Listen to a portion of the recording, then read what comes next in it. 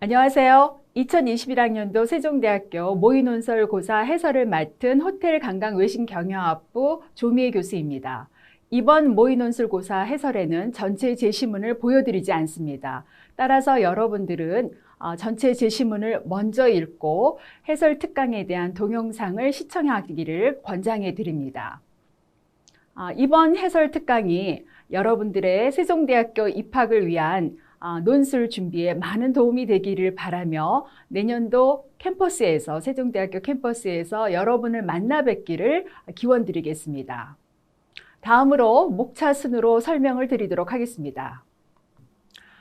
목차는 논술 출제 기본 방향, 논술 출제 형식, 출제 범위, 출제 형식, 제시문 분석, 문제 해설, 그리고 채점 기준의 순서로 설명하겠습니다. 먼저 모의논술 출제 방향을 설명하겠습니다. 세종대 모의논술은 통합교과형 논술로서 모든 제시문이 고등학교 교과서 지문 내에서 출제되었습니다. 또한 다양한 교과목과 분야의 고등학교 교육과정과 연계하여 출제되었습니다.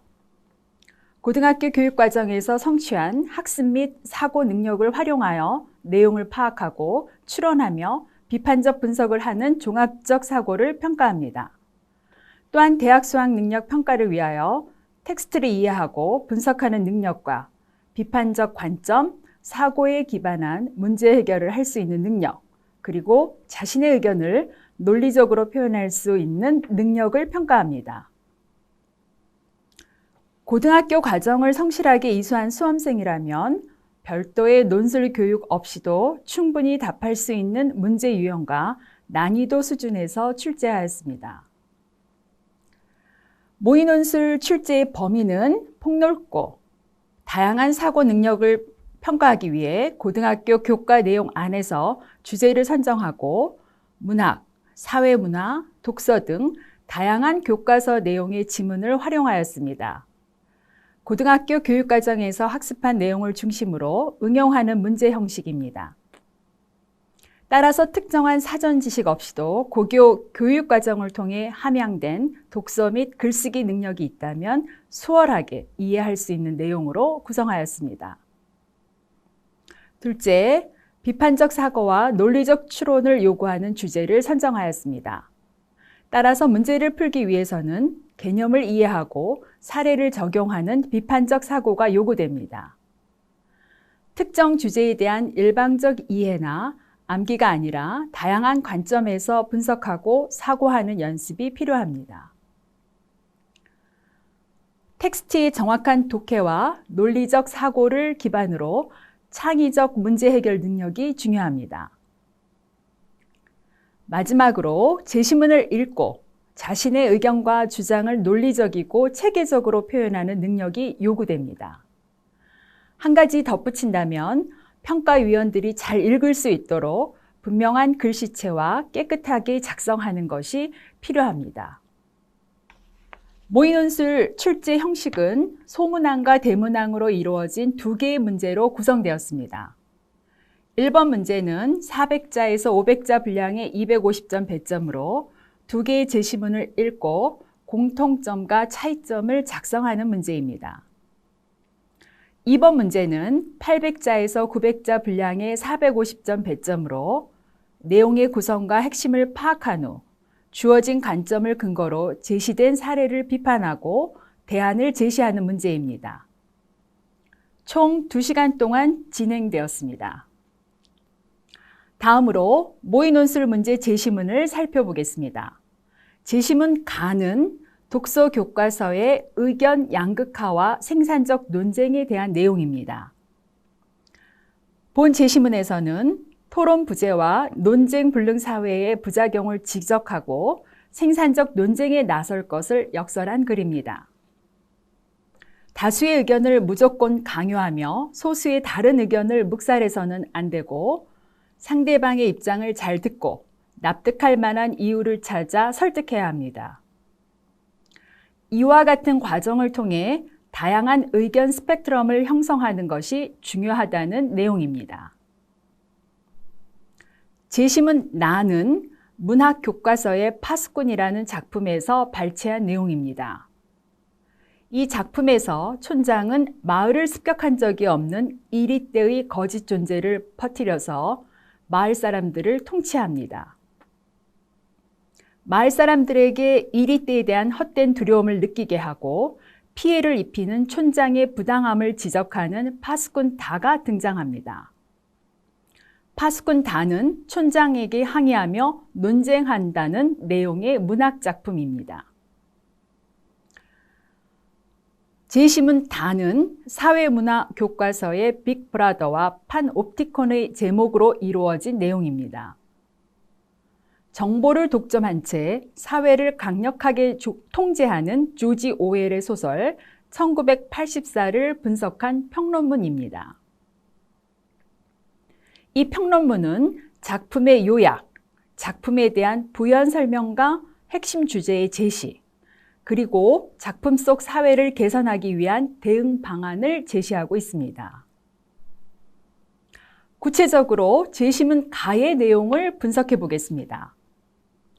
개인의 자율성을 중시하고 소수의 의견이 청취될 수 있도록 민주주의를 위해 노력했던 정치 철학자인 밀에 따르면 사회에서 널리 통용되는 의견이나 감정이 부리는 횡포, 그리고 그런 통설과 다른 생각과 습관을 가진 이견 제시자에게 사회가 법률적 제재 이외의 방법으로 윽박지르면서 통설을 행동 지침으로 받아들이도록 강요하는 경향에 대해서도 대비를 해야 한다라고 주장하고 있습니다.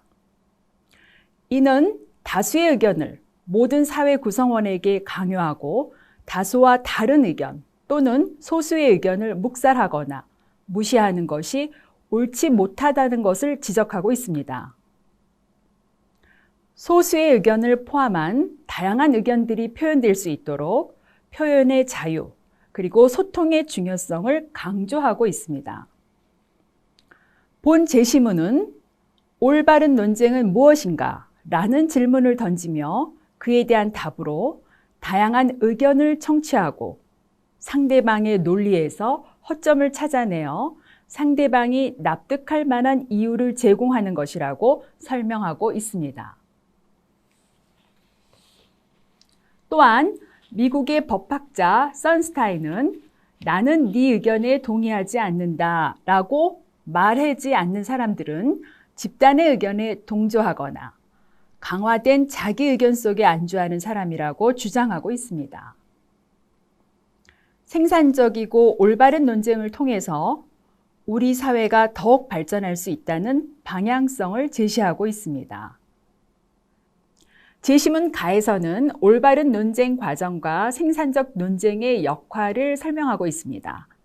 반대 의견을 내고 기꺼이 논쟁에 참여하는 것은 독단적인 주장을 막고 긍정적이고 발전적인 상황으로 만들어가는 용감한 행동입니다. 자신과 다른 상대방의 의견을 잘 듣고 이견이 있을 경우 자신의 의견을 상대방에게 잘 설득시키는 것이 중요하다는 것과 집단 의견에 동조하기보다는 다양한 의견을 잘 듣고 비판적 관점에서 토론하는 논쟁의 문화가 필요하다는 것을 설명하고 있습니다. 다음은 제시문 나입니다. 제시문 나에 등장하는 네 인물에 대해서 파악할 필요가 있습니다. 첫째는 자신의 이익과 독단적인 마을 통치를 위해 마을 사람들에게 거짓 정보를 유포하는 촌장입니다. 촌장은 거짓 이리떼 습격을 퍼뜨려서 마을 사람들이 헛된 두려움에 시달리게 하고 딸기가 많은 곳에 이리떼 주의 팻말을 놓는 등 거짓말로 자신의 이익만을 추구합니다. 이에 항의하는 파수꾼의 의견을 들으려 하지 않고 자신의 변명만을 늘어놓습니다. 두 번째 인물인 파수꾼 가는 진실을 말하지 않고 잘못된 상황을 그대로 방치할 뿐만 아니라 촌장의 거짓말에 동조하여 거짓 행동을 취합니다. 세 번째, 파수꾼 다는 다른 파수꾼이 알리는 이리떼가 거짓임을 알게 되면서 촌장의 거짓말과 나쁜 의도를 깨닫고 촌장에게 강하게 항의하며 자신의 의견을 주장합니다. 마지막 인물은 이리떼의 습격 여부를 확인도 안 하고 거짓 정보를 믿은 마을 사람들입니다. 거짓 이리떼의 존재에 겁을 먹고 헛된 두려움에 시달린 마을 사람들은 뒤늦게 촌장에게 속은 것을 깨닫고 분노하며 폭력적 행동을 취하려 합니다. 본 재심은 나에서 의미하는 바는 전체 마을 사람들은 나쁜 촌장이 유포하는 거짓 정보를 그대로 믿고 헛된 두려움에 떨면서 통제당하는 사회적 위험을 제시하고 있습니다. 촌장의 잘못된 행동에 항의하는 파수꾼 단은 단 한 사람의 의견이지만 그의 목소리는 마을에 큰 반향을 일으키게 합니다. 재심은 나에서는 다수가 믿고 있는 것이 반드시 옳은 것이 아니며 참된 소수의 의견이 진실되고 소중하다는 것을 알 수 있습니다. 또한 거짓 정보를 무조건 믿는 대중의 어리석음을 설명하고 있습니다. 거짓 정보가 사회에 미치는 부정적인 영향을 보여주는 한편 정보의 사실과 진실을 위한 노력이 얼마나 중요한지를 설명하고 있습니다. 재심은 다는 조지 오웰 소설 1984 내용에 대한 평론문의 형식으로 작성되었습니다. 사회 구성원들의 모든 정보를 독점하고 강력하게 통제하고 감시하는 빅브라더라는 허구의 존재에 대해서 사람들은 두려워하며 살아가고 있습니다. 권력이 대중을 감시하는 세 가지 도구가 제시되는데, 첫째, 개인의 의식과 사고를 감시하는 사상 경찰. 다음으로 모든 공간에 설치되어 대화나 행동을 감시하는 텔레스크린. 그리고 개인의 모든 목소리를 녹화하는 마이크로폰이 있습니다. 다시 말하면 대중을 감옥의 죄수처럼 일거수일투족 감시하는 것은 빅브라더라는 인물이 아니라 정보 기술인 것입니다. 정보 기술은 많은 장점을 갖고 사회를 발전시키는 역할을 하지만 소설 1984에서 텔레스크린과 마이크로폰은 대중의 감시 도구 기능의 역할을 하고 있습니다. 현대 사회에서는 정보기술 시스템에 의해 대중이 더욱더 감시당하는 환경이 되었습니다. 이와 같은 고도의 감시 사회에서 우리의 대응 방안은 무엇일까요? 지그문트 바우만에 따르면 다양한 부문에서 감시 권력이 대중을 지배하기 때문에 대중의 비판적 사고가 매우 중요하다고 주장하고 있습니다. 정보기술의 급속한 발전으로 인해 대중의 모든 정보가 수집되는 감시 권력 체제는 앞으로 더욱 심화되므로 이에 대한 방안으로 시민들 스스로가 역으로 감시 권력을 감시하고 통제하기 위한 노력과 행동을 해야 한다고 주장하고 있습니다. 예를 들어 정보를 무조건 수용하기보다는 사실 여부를 확인하고 거짓 정보를 비판하며 개인정보 유출에 대한 위험 지각을 갖고 대응하는 태도를 가져야 하겠습니다. 다음은 문제 해설입니다. 문제 1은 재심은 나 마을과 다 사회의 공통점과 차이점을 설명하는 것입니다. 400자에서 500자 미만으로 제시된 분량이 미달될 경우 감점 처리되는 것에 유의하시기 바랍니다. 먼저 공통점에 대한 문제를 풀어보겠습니다. 재심은 나에서 마을 사람들은 촌장이 거짓으로 꾸며낸 이리떼의 습격을 항상 걱정하고 공포에 떨며 피해를 당하는 마을을 묘사하고 있습니다. 재심은 다에서 사회 구성원들은 감옥의 죄수처럼 항상 감시당하고 통제당하며 두려움에 떨고 있는 사회 환경을 제시하고 있습니다. 재심은 나의 촌장과 재심은 다의 빅브라더가 두려움을 이용하여 대중을 지배한다는 공통점이 있습니다. 다음으로 차이점에 대해서 알아보겠습니다. 대중을 지배하는 지배자의 실체 유무와 피지배 인식과 관련하여 대중의 태도에서도 차이가 있음을 추론할 수 있습니다. 또한 촌장의 지배 도구는 이리떼라는 거짓 정보와 파수꾼인 반면에 사회는 고도의 감시 도구를 활용하고 있습니다.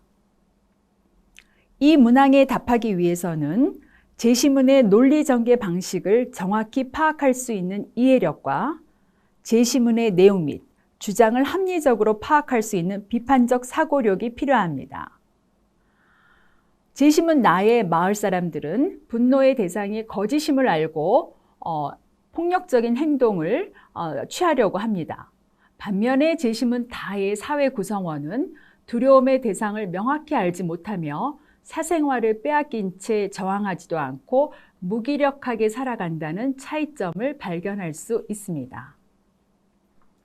문제 2를 설명드리도록 하겠습니다. 문제 2는 두 개의 문제로 구성이 되어 있는데 먼저 제시문 나를 다의 형식으로 재구성하여 요약하면서 동시에 제시문 과의 관점에서 나의 마을에 대한 평가와 해결책을 제시해야 합니다. 문제 2는 제시문 다의 형식을 먼저 이해하고 제시문 나에 적절하게 적용하여 요약할 것을 요구합니다. 동시에 토론과 논쟁을 통한 다양한 의견 형성의 중요성을 이해하고 이를 기반으로 제시문 나, 마을의 문제점을 평가하고 해결책을 제시하기 위한 체계적인 분석을 필요로 하는 문제입니다. 제시문 다의 형식은 평론문의 일반적인 형식을 따르고 있습니다.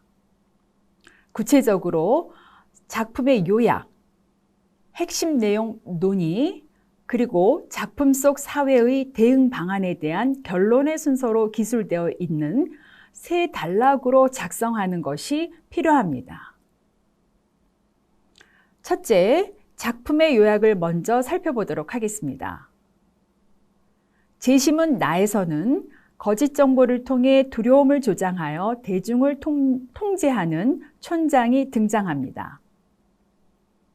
촌장은 대중이 두려워하는 이리떼에 관한 거짓 정보를 파수꾼을 이용하여 배포함으로써 대중을 지배합니다. 마을 사람들은 존재도 하지 않는 이리떼에 대해 헛된 두려움에 시달리며 살아갑니다.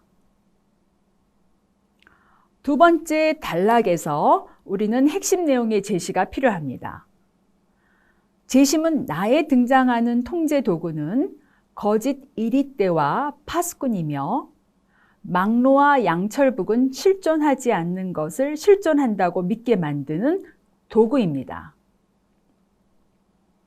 제시문 나는 이러한 이야기를 통해 현대인들이 맹목적으로 정보를 수용하기 쉽고 그 중에서는 누군가에 의해 조작된 것일 수도 있다는 점을 시사하고 있습니다. 마지막 단락에서는 제시문 나에서 촌장이 마을을 통제하는 내용을 통해 제시문 가의 관점에서 제시문 나의 말, 즉 토론 부재와 논쟁 불능의 사회라는 결론으로 도출하는 것이 필요합니다. 제시문 나에서 파수꾼 다가 거짓 정보에 항의하며 촌장의 의견에 반대하는 것을 제시하고 토론과 논쟁의 필요성과 중요성을 강조해야 합니다. 제시문 가의 관점에서 보면 나의 마을은 토론 부재와 논쟁 불능 사회입니다. 촌장은 편지 운반인이 편지 내용을 폭로하는 것에 대해서 유감스러워하고 마을 사람들은 토론과 논쟁보다는 막루를 부수려 하는 행위를 합니다. 촌장은 마을 사람들의 입장을 고려하지 않은 채 이리떼의 실체를 숨기게 합니다. 그럼에도 불구하고 파수꾼 다는 촌장에게 강하게 항의하며 이리떼가 허구임을 말하지 않고 마을 사람들이 헛된 두려움에 시달리게 하는 것을 옳지 않다는 반대 의견을 제시합니다. 파수꾼 다는 촌장의 잘못된 점을 지적하고 납득할 만한 이유를 제시하는 논쟁의 규칙을 지킨 것이며 다양한 의견 스펙트럼의 생성 과정을 보여주고 있습니다. 제시문 가와 같이 토론과 논쟁을 통한 대중의 비판적 사고가 이루어진다면 나의 마을도 가상의 적에 대한 공포로부터 구성원들이 통제되는 상황에서 벗어나 다수를 위한 합리적인 정책이 실현되고 소수의 권익도 보장될 수 있을 것입니다. 문제 2의 마지막 단락에서는 비판적이고 논리적인 문제 해결 또는 대응 방안을 제시하는 종합적인 사고력이 요구되는 문제입니다. 다음으로는 모의 논술 채점 기준을 설명드리겠습니다. 문제 1은 제시문 나와 다가 공통적으로 제시하는 것을 맥락을 통해 파악하고 텍스트 분석을 통해 차이점을 추론해낼 것을 요구하고 있습니다. 문제 1에 답하기 위해서는 제시문의 논리 전개 방식을 정확히 파악할 수 있는 이해력과 제시문의 내용과 주장을 합리적으로 논파할 수 있는 비판적 사고력이 필요합니다. 따라서 화법과 작품 활동에서 맥락을 고려하는 일이 중요하며 글에 드러난 정보를 바탕으로 중심 내용, 주제, 글의 구조와 전개 방식 등을 사실적 내용을 파악하고 사회, 문화적 배경, 상호 텍스트성 등 다양한 맥락에서 이해하는지를 중점적으로 평가하였습니다. 문제 2에 답하기 위해서는 각 제시문의 논지를 충분히 파악해야 함은 물론 평론문 구성에 대한 이해와 주어진 논지로 텍스트를 재구성하는 능력을 갖추고 있어야 합니다. 또한 제시문 가의 논지에 따라 자기와 다른 주장을 부정하는 것이 아니라 열린 태도로 대화를 통해 합의에 도출해야 한다는 점을 이해하고 자신의 생각을 효과적으로 전달할 수 있는 문장 구성력 또는 표현력을 필요로 합니다. 구체적으로 평가하는 채점 기준은 삶의 문제에 대한 해결 방안이나 필자의 생각에 대한 대안을 찾으며 읽고 있는지, 그래서 자신과 사회의 문제를 해결하는 방법이나 필자의 생각에 대한 대안을 찾으며 창의적으로 읽는지, 문화적 차이에 대한 상대주의적 태도와 그러한 필요성을 이해하고 보편 윤리의 차원에서 자문화와 타문화를 성찰하고 있는지, 마지막으로 사회적 지위의 역할과 의미를 설명하고 역할 갈등의 원인 및 해결 방안을 탐색하는지에 대해서 평가하였습니다. 공통적으로는 글의 전개가 논리적으로 짜임새 있게 구성되었는지, 고등학교 학력 수준의 수험생들이 사용할 수 있는 어휘력과 표현력으로 구사하였는지, 그리고 적절한 문장 구성과 정확한 어법 및 한글 맞춤법에 대해서 평가하였습니다. 의미가 전환되거나 구분될 경우 문단을 나누는 것이 필요한데, 예를 들어 문제 2의 답안에서는 내용 전개상 세 문단으로 작성하는 것이 적합합니다. 마지막으로 지정 분량의 초과 또는 미달이 됐을 경우 감점 요인이 되므로 이 점 유의하셔서 작성하시기 바랍니다. 다음은 구체적인 배점 기준입니다. 1번 문제와 2번 문제를 합쳐서 총점 700점 만점으로 1번은 250점, 2번은 450점 기준입니다. 세부적인 평가 항목을 설명드리겠습니다. 이해력은 90점, 비판적 사고력 90점, 표현력 35점, 정서법 35점, 분량 초과나 미달일 경우 마이너스 30점 수준에서 단계적으로 감점 처리될 수 있습니다. 2번 문제는 이해력 120점, 비판적 사고력 1, 120점, 비판적 사고력 2, 120점, 구성 및 표현력 50점, 정서법 40점, 분량도 단계적으로 마이너스 40점 이내에서 감점 처리될 수 있습니다.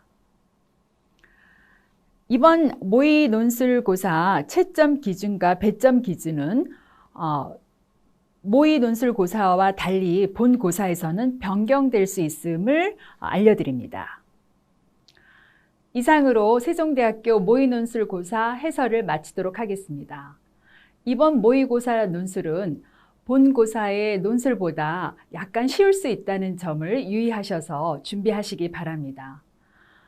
소중한 시간에 감사드리며 여러분의 열정과 노력으로 내년도 세종대학교 입학을 기원드리며 캠퍼스에서 여러분 만나 뵙기를 기대하도록 하겠습니다. 감사합니다.